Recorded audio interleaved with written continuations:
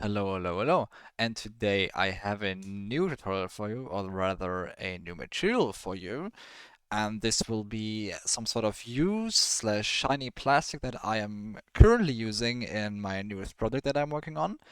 And I think it's a very nice alternative if you don't want a photo scanned material or like an image texture material that you have to unwrap on your object in your scene, that you can use this, and this works pretty well for most medium slash maybe even close-up shot, depending on how detailed you make this material from my tutorial. Okay, first of all, we need a noise map, and we're gonna grab a Musgrave texture for that. So plug in the Musgrave texture here. Control T to bring in our texture coordinate, object into vector, and let's preview that. Bring the scale down to 1.6, I would say. Again, don't use my scales, use the scales that fit with your object, with my object, as sizes are different, and all of this is just meant to look good on this cube and not in your scene. Max out the detail, like always, dimension to 0.1 to get the max of it, and this down to 1.9. And we're gonna change this FDM to hetero terrain. Now, let's bring in a mix node. Or maybe we can do this after, okay. Then let's duplicate this. Object into vector, preview this. Change this to FBM again. Scale to 30. And this to 2. Maybe let's put this down to 20. 20 is fine. And then let's do this and change this to darken and put this on to 1. And this works pretty well. I think we can maybe put this even down to like a 10 or something. Yeah, 10 probably works well. Okay.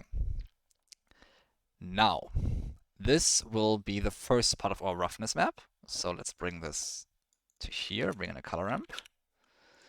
This color ramp will control how rough our object is, meaning the blacker it is, the more shiny it is, the more white it is, the less shiny it is. So, because I don't want like a full shiny object, I do something along the lines of something like this should look pretty fine, and just plug it into the roughness. Let's preview it.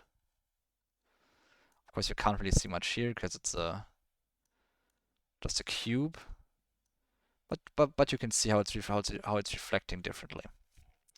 Okay, let's continue. For the next part of our roughness map, we need a noise texture. So let's bring a noise texture here. Plug this into here. Object into vector again. Preview it. And we want a pretty small scale, so something around like 30 probably. Works quite well. Detail max.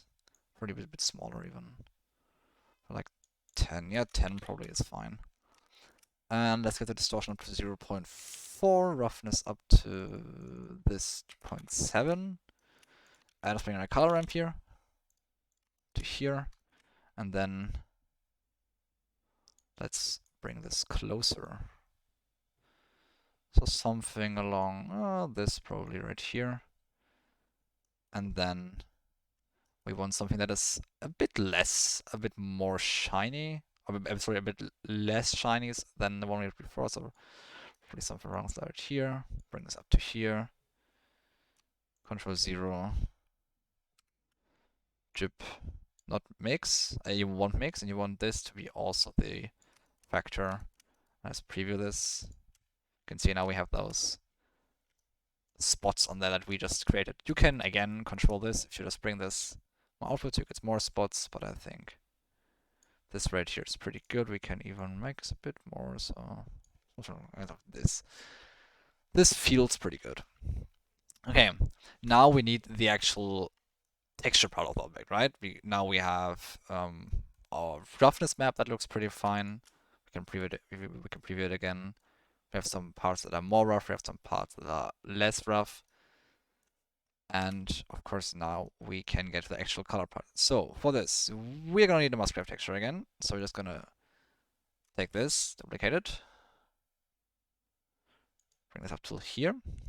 change this again to FBM. Let's preview it. Control T to bring in a second texture coordinate so we can have a second one. That's just a bit more clean. Detail stays the same. Scale goes a bit, probably like 5 or something is fine for that. And we want dimension of 1.4. We can go even probably smaller than here. Yeah, something like this probably. That's pretty fine. And then bring this back up to 2, and we want a wave texture at the top here. Bring it up to here. We want a noise map, noise texture here, so that goes into the vector, and this goes into there.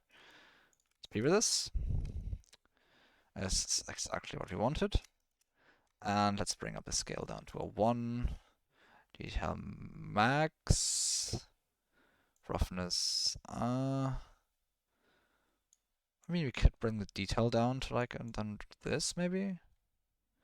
No, let's bring the detail up to max and just play with roughness or something like 7.5, distortion 0.9. Some really nice distorted things on there. I like this. If you don't like this, you can always get rid of it. But I like my things distorted, so I'm gonna probably a 0.5 is fine. And then we have to go into here. Let's up this. Scale can stay here. Distortion goes to 4. Detail obviously gets maxed out again. Detail scale. 14. This feels quite nice. This feels nice. Roughness stays. And let's bring a color ramp here. So color ramp. Let's bring this very close here. Something like this feels right to me, and then let's invert this. You can of course just strip the color ramp, but I like this method more because I can see more here. You don't need the invert node in theory, but I think that this is quite nice. Let's bring in a second color ramp here, hide it, vector, preview it, and we're gonna do the reverse here. We're gonna merge them somewhere around here. So yeah, I think this is quite nice. And then Control 0 again. And we want this to darken, and yep, we want to use these parts only. These are gonna be part of the overall color. Okay. Now, what we're gonna do is we're gonna make that the plastic has kind of like a fake transmission at the edges, also some edge wear with a bevel setup. You can get a bevel node, duplicate that, and set the top part to a 0.2, and the bottom part can stay at a 0.4. And now you have to see how you want to do these values. Of course, you first set them to difference and bring that to max, and let's preview this. Okay, these are the things that are gonna be in your bevel mask. So what you're now gonna do is you're gonna put 1 to 0, not the top one, sorry, the bottom one to 0. The top one you can now play with, so you can make it a 0.2. That probably feels a bit better, maybe even a 0.1. That's a bit much. So I'm probably gonna stay at like a 0.15. Feels good to me. Like I said, this depends entirely how big your object is and how small the details on your object are. You might have to build this material more times if you have like smaller things on your object that will inherit the same material, as this is global scale based, or rather object scale based. So yeah, this can instantly go into a color ramp, which will now define our actual color. So let's just break this out. Color into base color. Here this. So this is now our cube, and you can now take this part, make it a bit more like that, and bring this down to, well, this. So what this now does is, now like this soft edge wear that creates like this fake depth in the material, which looks quite nice. And now you can bring in a mix node. So I'm just probably gonna take this, plug this into here, change this to mix, color 1, and you can now use that, darken, and put that into the factor. Now you have some spots on there that you can now use, and you can, of course, change these spots to the whatever color you like. Usually like them like this.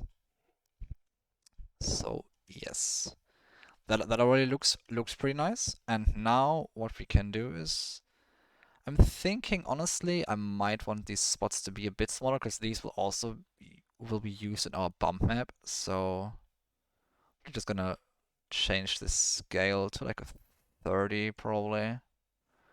That feels better to me. So I'm probably gonna use it. We can even change the scale a bit. 6 seems fine. Yeah, so 30 here and 6 top, and now we can get a bump map. Normal into normal. Strength down to 0.2. That feels like a good strength. And then we can use what we just built here. Not the mix, you don't want to take the mix, you want to take this darken that we built and plug this into the height. Now you can see we get some just general wear on it. That's what I meant with, like, you can adjust the scale, obviously, of it. So if you want more wear on your object, like I have a lot of like smaller spots on my object that look pretty cool, and those inherit the color of what you do here. So for example, if I turn this down, they're gonna go more white, less white. That's basically why we did that setup. Okay. For the final part,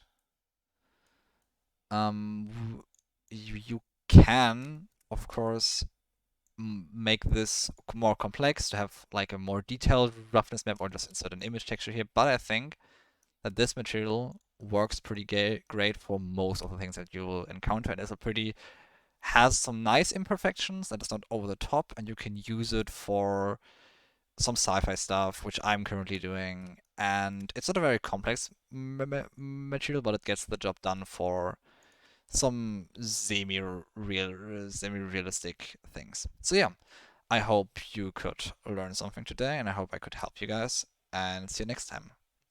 Bye bye.